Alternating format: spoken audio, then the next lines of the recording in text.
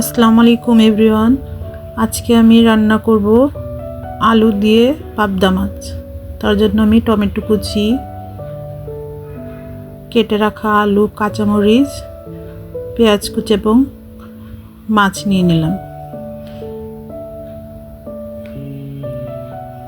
এখন আমি প্যানে তেল দিয়ে নিয়েছি।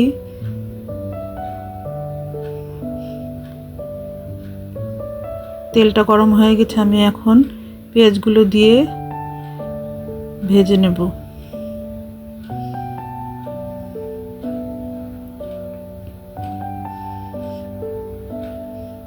আমি কিছু লবণ দিয়ে দেব।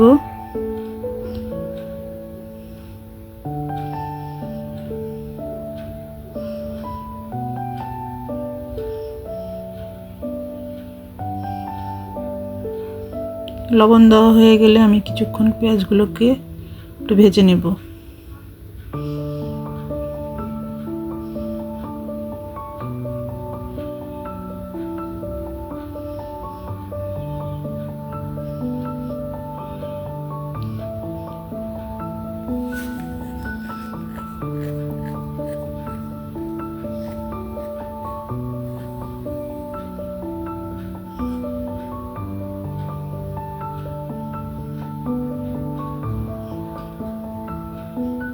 পেঁয়াজগুলো হালকা ভাজা হয়ে গেলে আমি এতে টমেটো কুচি দিয়ে দেব।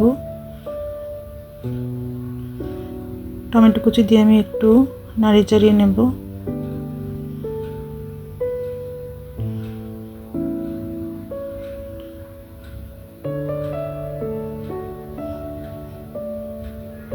এখন আমি গুঁড়ো মশলাগুলো দিয়ে দেব। 1 চামচ মরিচের গুঁড়ো,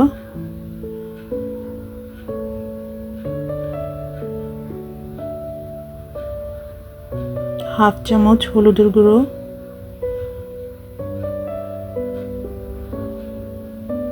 1/2 চামচ ধনিয়ার গুঁড়ো এবং অল্প পানি দিয়ে আমি মশলাটাকে কষিয়ে নেব।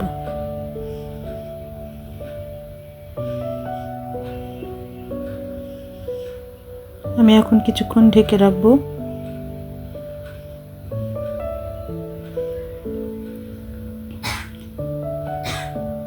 ঢাকনাটা খুলে এখন আমি মশলাটাকে আবারও একটু নাড়িয়ে দেব।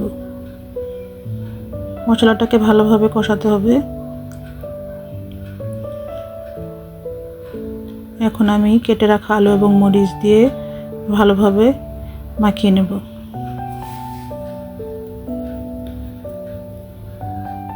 ভালোভাবে মেখে আমি কিছুক্ষণ ঢেকে রাখবো।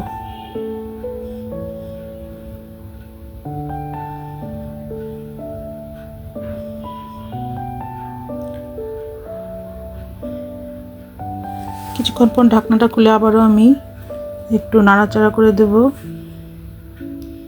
এবং ভালোভাবে আলু এবং মশলাগুলোকে ভালোভাবে কষিয়ে নেব।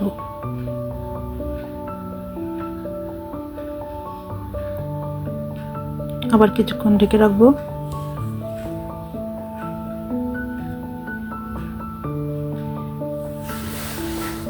আবারও কিছুক্ষণ নাড়াচাড়া করে আমি আলু সিদ্ধ হওয়ার জন্য অল্প পরিমাণ পানি দিয়ে দেব।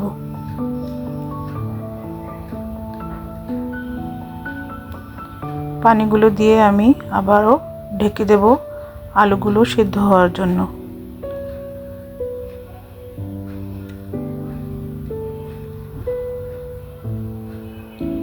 ঢাকনাটা খুলে আবারও একটু নাড়াচাড়া করে দেব।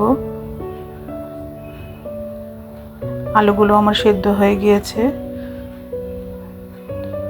এখন আমি মাছগুলোকে তরকারির মধ্যে বিছিয়ে দেব।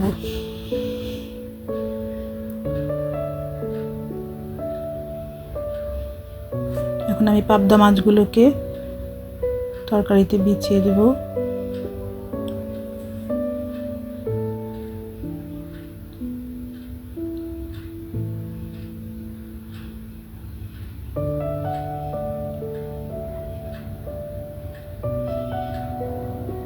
এবং অল্প পরিমাণে আমি পানি দিয়ে দেব।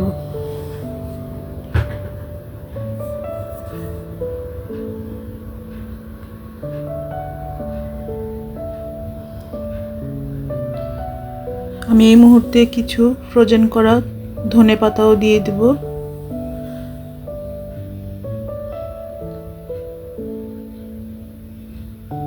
আমি একটু বেশি করে ধনেপাতা দেব।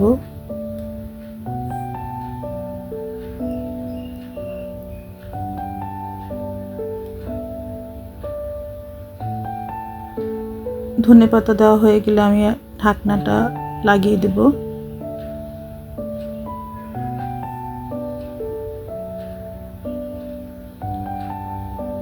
ঢাকনাটা খুলে আমি আলতোভাবে মাছগুলোকে একটু নাড়িয়ে দেব। বেশি নাড়াচাড়া করা যাবে না, বেশি নাড়াচাড়া করলে মাছগুলো ভেঙে যাবে। তাই আমি আলতো হাতে একবার একটু নাড়িয়ে দেব।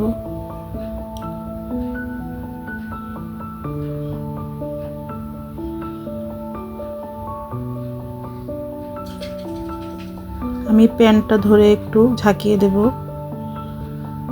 এতে করে মাছগুলো আমার ভাঙবে না।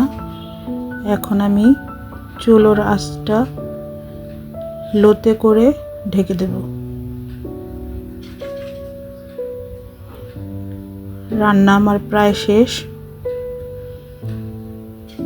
হয়ে গিয়েছে। আমার আলু পাবদার ঝোল। সবাই ট্রাই করে দেখবেন। ভিডিওটি দেখার জন্য সবাইকে ধন্যবাদ।